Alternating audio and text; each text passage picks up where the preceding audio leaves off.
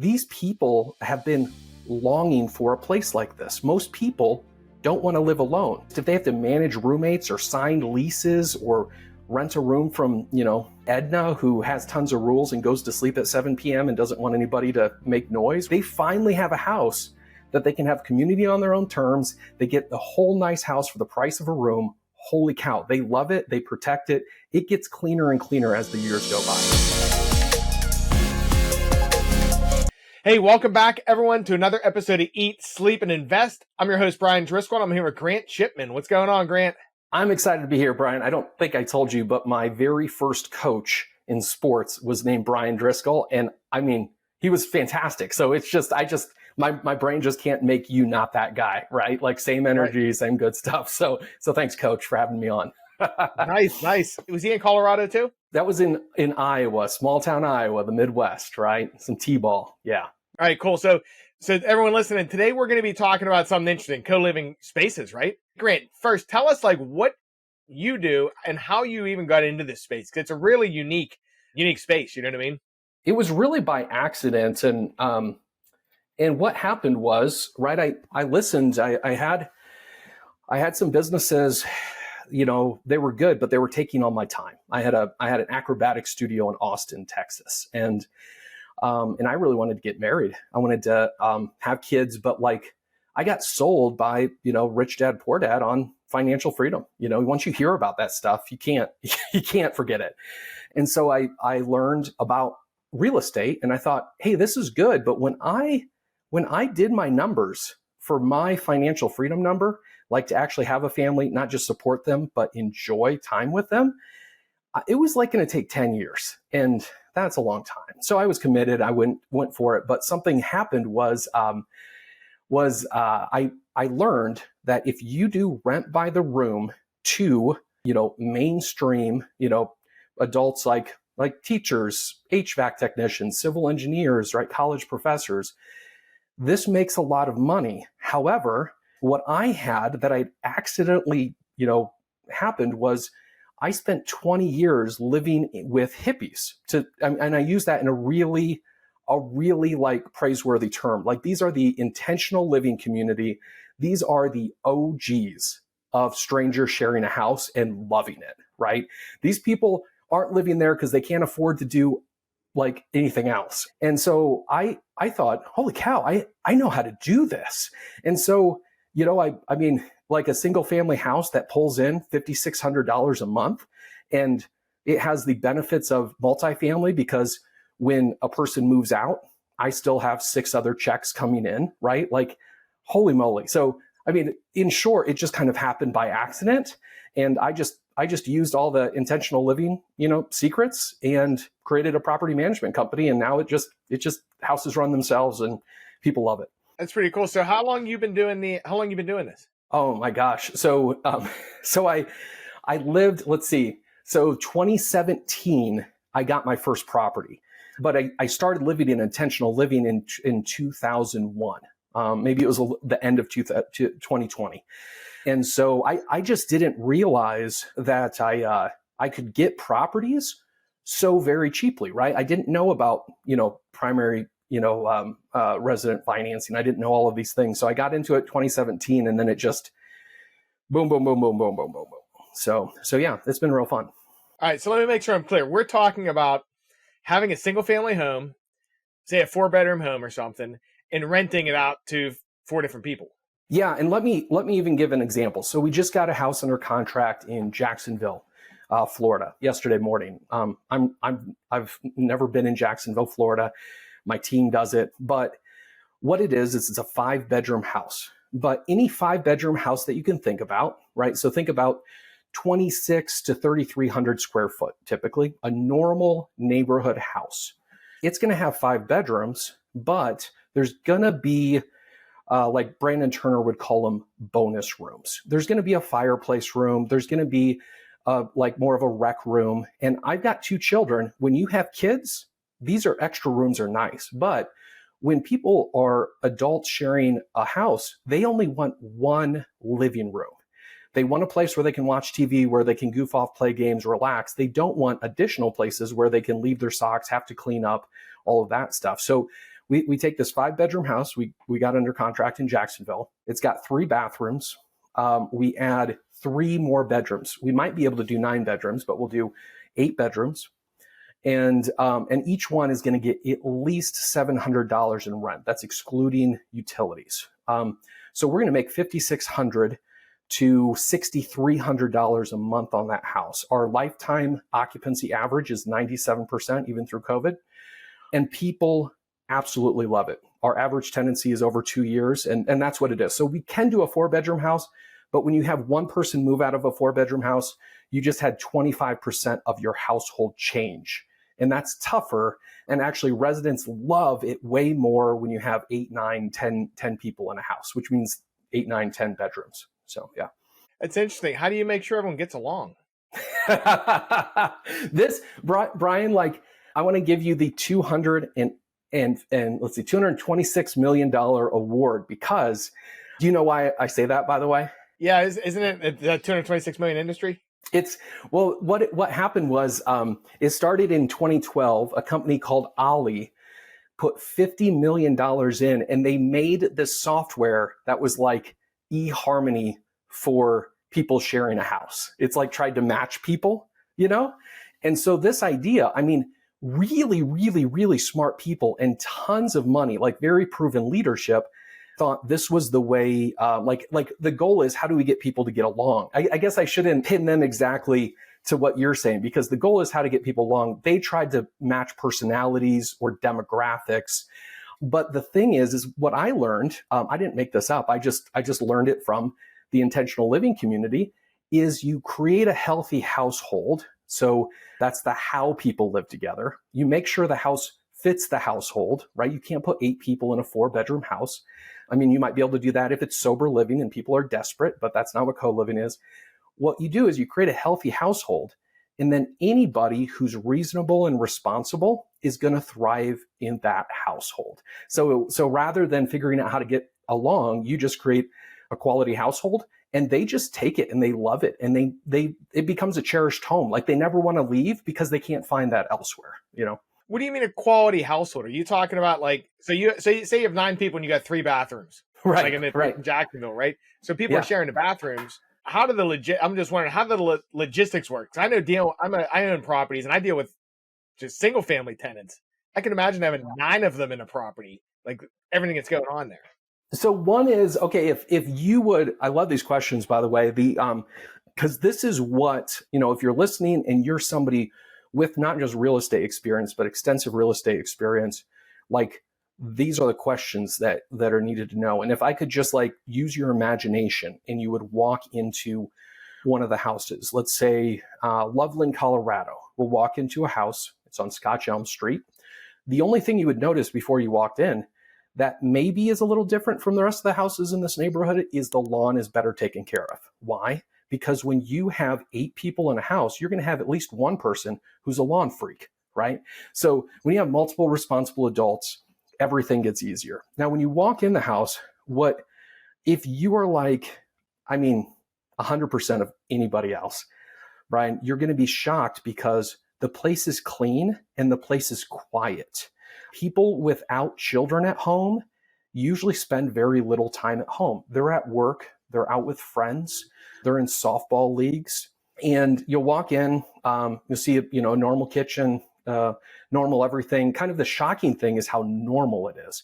You will notice a chore board on the kitchen wall. And so each person has, 20 to 60 minutes a week of chores to do. And then, the next week that chore wheel moves and now you have a different chore. And if you got the lawn and you don't like a lawn, you trade it with Johnny who loves the lawn, right? So just to say the ease of it, if you have the proper property management systems, the ease of it is phenomenal, because these houses, you have multiple people taking care of it. If there is a person who gets in, the other house members get that person out. Like, they love their house, they love their peacefulness. And it really, we set up the house to more or less run itself. So yeah, it's people think it's a handful. And just like if you were, trying to manage a an Airbnb with a long-term rental property management strategy, that would be a handful, right? But if you got the right strategy, I don't know. I feel like I just went off on multiple tangents there, Brian. Was any of that No, sensical? yeah, that makes sense. So the chore list, do the people in the house, like the tenants, come up with that, or do you as the property management come up with that, and it's explained when they're renting the place? It's like, hey, here are the responsibilities. You guys have to divvy these up. Yeah. Oh, man. So this is exactly what happens. So we have a complete household system, or my company is called Livingsmith, and it's called the Livingsmith 40-point complete household system. So when a house is set up, a chore board is put there. It has a chore wheel. It has the cleaning closet. It has all of the stuff set up. We make sure there's enough bathrooms to bedrooms. We make sure that there's storage shelves. If you can think of, we define a household as the who that lives together and the how that they live together. So we put in that system. It's not like a boarding house that's overly rigid because you don't want to live in a place that long.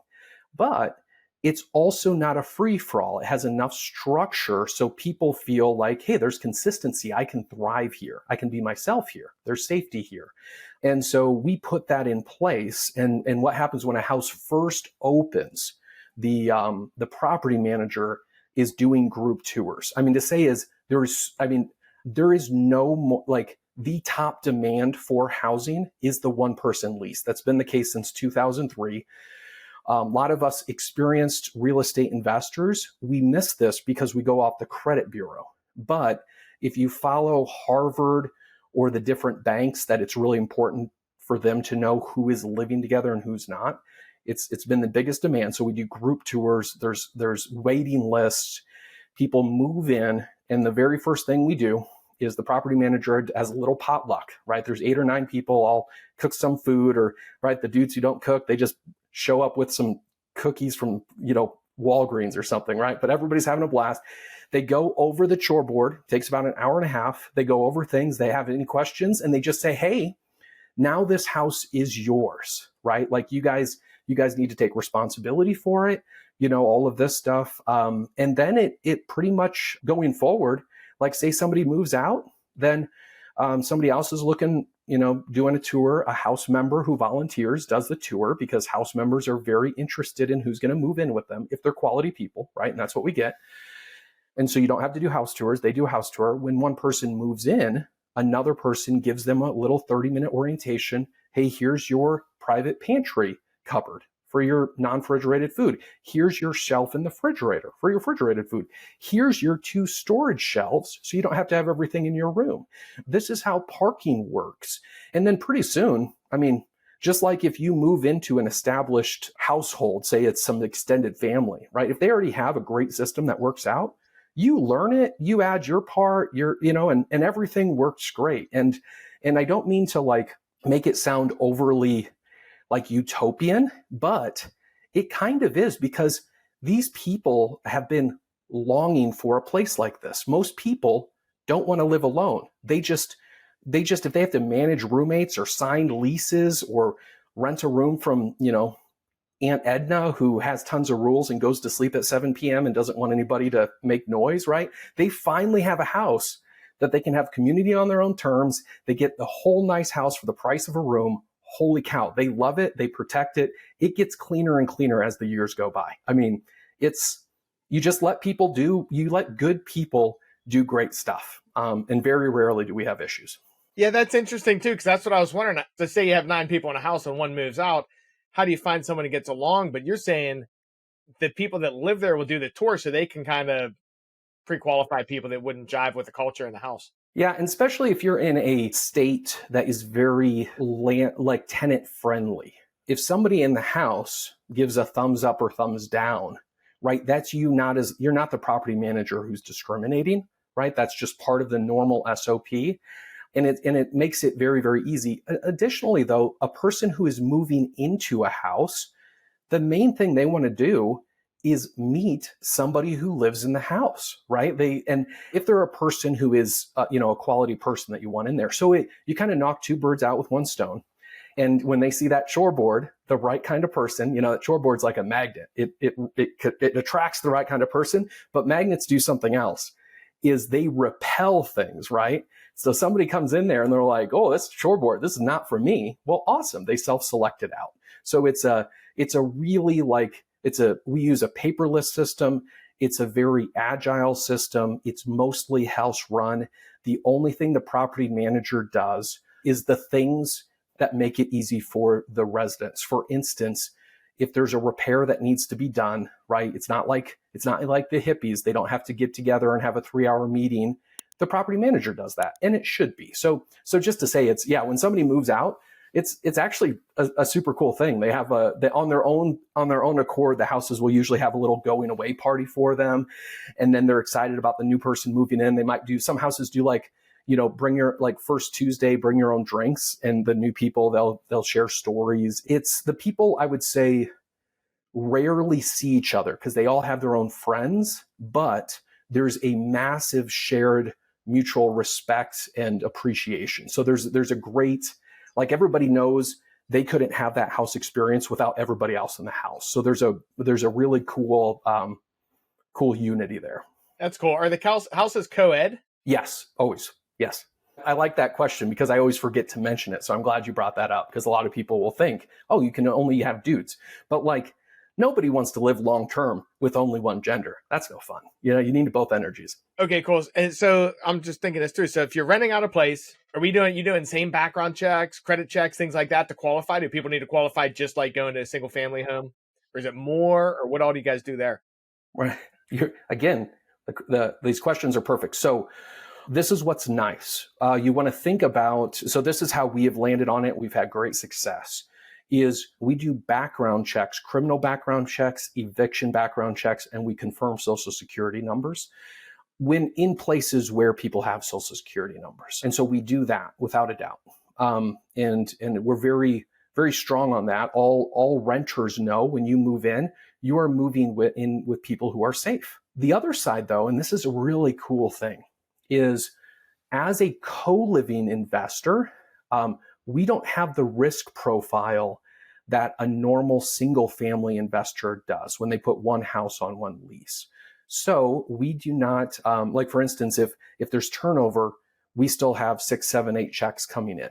Something that is really good with co-living investing, using a single family home for that rather than on a traditional long-term lease, or say like Airbnb, multiple short-term leases, is we don't have the risk exposure. So we don't have minimum income requirements or credit requirements. We don't even check them. In fact, it's really nice because when somebody asks, we say, hey, listen, that's your privacy. We're not going to, that's your thing. And the reason is, when you're talking rent is between, $700, $800, $900 a month, somebody can find that. They can find that. That's great.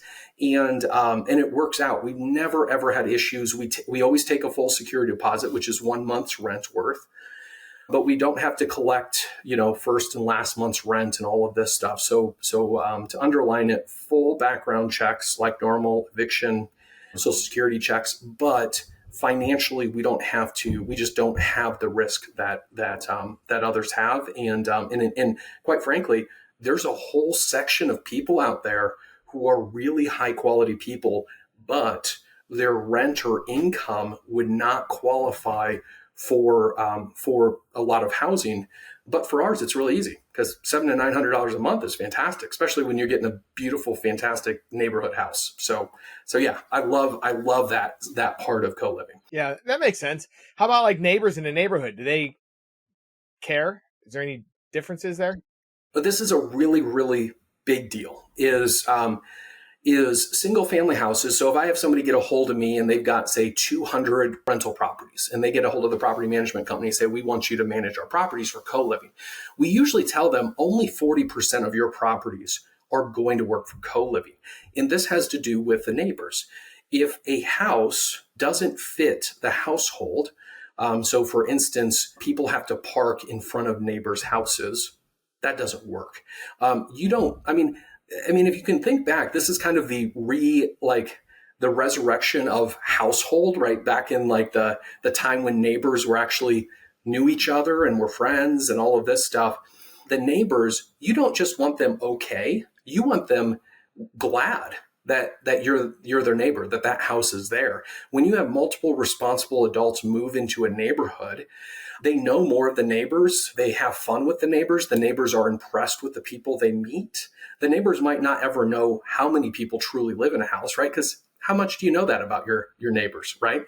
But it all comes down to two things, is picking out the correct house. So it's usually going to be a house that's on a corner lot or something like that. Maybe it has an alley, or the lot across from it is a park, something like this. The second thing is what we've been talking about, is if the complete household system is in place, so the house can truly enjoy itself and run itself, then yeah, you don't have like noise complaints. You don't have weed complaints. Somebody didn't weed whack the front yard, right? You have neighbors that are like, that house runs a little differently, but I'm sure glad they're here, right? And then we also kind of put in little things. We plant seeds. So a lot of houses will do things like they might host like a block party and all neighbors like that, or they right, there's things happening, so people come over for grill outs. Like it's not about trying to not piss off the neighbors. It's about having the house benefit the neighborhood. Yeah, that makes sense. So you were talking about weeding. How about like in Pennsylvania and Colorado too?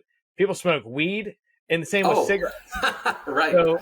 So what are the? Because I'm thinking, okay, if you're living with a whole bunch of people, you don't want someone, if you don't like the smell of pot or something, you don't want someone smoking pot in the next room and like getting all your stuff stinky. What do you do? Just tell everyone it's like no smoking house, smoke outside, things like that? It really is there's no smoking allowed on the property. This is not only an insurance issue, but it's just a respectful issue. So there's people who smoke without a doubt, and they just go on a walk around the neighborhood. It's no problem. And we just leave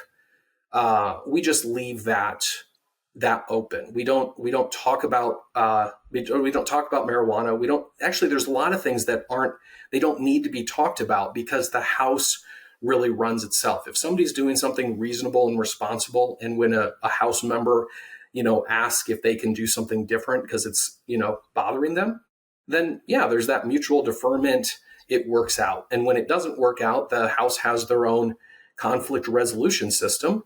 And that a fist fight in the backyard.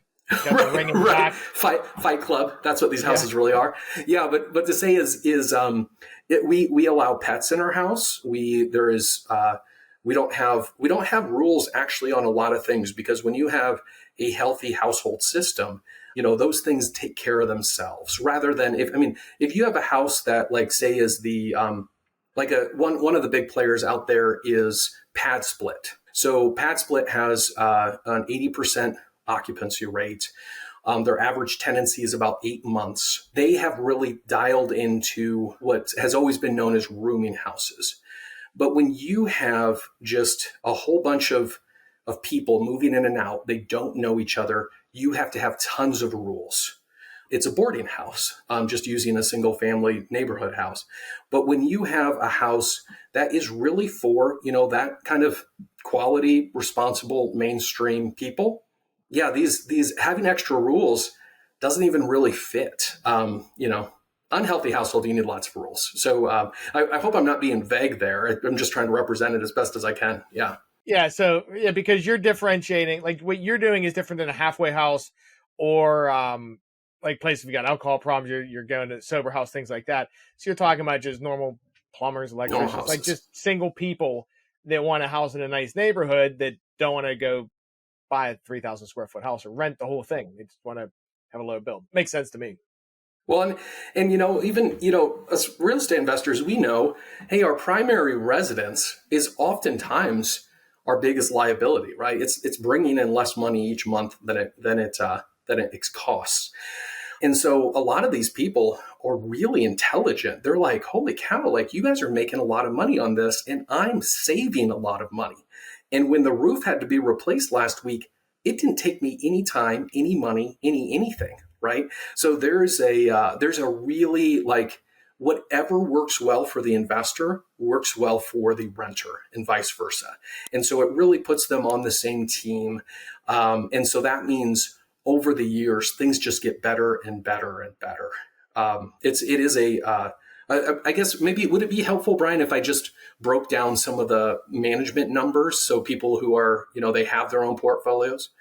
So to say when you're looking at if you're long term, buy and hold, if you're multifamily, whatever, how this will work is so a full time property manager who's paid $52,000 per year. Typically, that's like say Denver area to everywhere. That's $25 an hour. They need no past experience. That person is going to manage 140 leases. These leases are anywhere from $700 to $1,000 a month. They are going to have the part-time support, 20 hours a week, from some kind of low-level admin person. We use Filipino virtual assistants, and we love it. And so this is going to get at least a 95%. Our stuff has been a 97% occupancy rate. People will stay on average over 2 years. The reason it works so well, if these numbers are impressive to you, is because that's what people are demanding. So you can be picky, and then the house just it's like you have a lot of fantastic families move into your single family house, right? They take care of it, you love it, it's great, and it's except it's a lot more flexible. So those are the numbers. Is there anything as you're hearing that, Brian, that's you think somebody listening to this would have curiosity about, like, well, when you say this, what do you mean, or other numbers that are helpful out there? Now that makes sense. And then to confirm, you do this for real estate investors. Like you handle the property management if someone has a house and wants to do this, right? We do. Yep. We do that. And we try to buy those houses as often as we can. I always tell the investor, by the way, if you want to sell it, let us know. Now, do you do this nationwide? Like, are there certain states you don't, or is it certain states you do, or is it everywhere in the US? We're not in California or New York. There are some people. We have a co-living academy, so where we share all of our materials from asset management to acquisition to property management, and there's people who are wanting to break into those markets. For me, it's just been like, you can do this anywhere, so why not do it places that are easy? We're in Jacksonville, Florida, because the insurance there is more okay. When you get into other parts of Florida, the insurance gets expensive. So, I'd just rather get more cash flow, because you can do it. You can do it anywhere where the MSA is decent. Okay, cool. Now, if anyone wants to reach out to you, like, what's the best way to connect? Oh, yeah, actually, I'm glad you asked. So we do a 5-day, a free, like full on 5-day free real estate training on co-living specifically.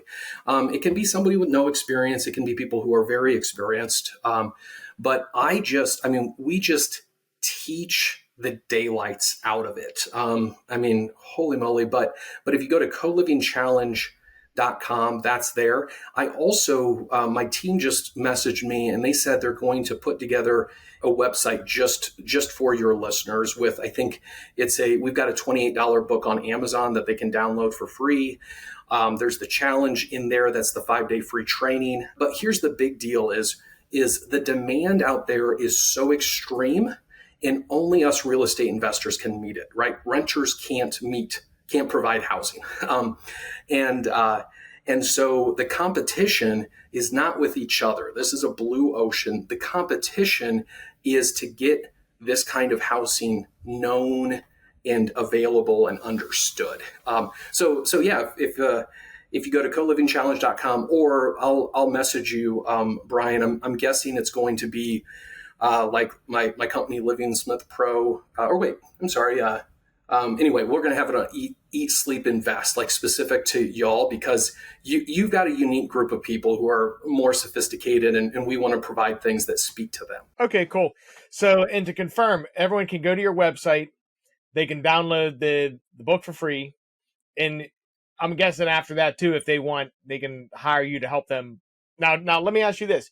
Do you run property management for the people, or you show investors how to do it themselves, or both? We do both. And really, it's that free book is just going to be for your listeners. I'll send you the domain so you can put it in the website. But it's something that actually we give it to all the renters when they move in as part of their welcome basket. And it's a daily reader. It's 31-page writings that our renters have written, just kind of passing on wisdom. And so people read that, and it's kind of a way to train your renters in a way that they love. There's all these cool stories. And then as an investor, like you start to understand, oh, this is the renter's experience. Oh, that's actually really easy. Like for me, living with the intentional living community, it was really easy for me to provide this kind of housing. So this book is kind of my besides, like visiting one of my houses, all of that stuff. It's my way to say, hey, any of your listeners that are like, hey, I would love to do this. This gives them that picture, because it is really easy once you get the picture of it. Okay, cool. All right, that's good to know. And everybody, we'll have the link in the show notes as well. So, hey, Grant, thanks for coming on. I got one last question. What's your favorite book that you would recommend to someone? Oh my gosh, right? I love this. And if I can throw in this little note, by the way, is if you like to syndicate, these properties make so much money. Every property I ever have, I've never spent a cent on, because when you're making $5,600 to $6,300 for a normal single family house, whoo, everybody wants to partner with you. But my favorite book, by the way, on this note, is by Garrett Sutton. It's Loopholes in Real Estate. He's the Rich Dad advisor. He's an attorney out of Reno. Anyway, that book, I've read it multiple times, and how that has helped me have like really awesome risk management that benefits both me and my renters. I love that book. All right, cool. Yeah, good to know. Hey, well, Grant, hey, thanks for coming on, man. We appreciate you. Yeah, I'm kind of like super flattered to be on your show. It's great. Keep doing what you're doing, Brian. It's fantastic. Yeah, thanks, man. Appreciate it. Hey, and everyone listening, thanks for listening. Get out there, crush it, close some deals. We'll see you guys. Yeah, thanks, Coach.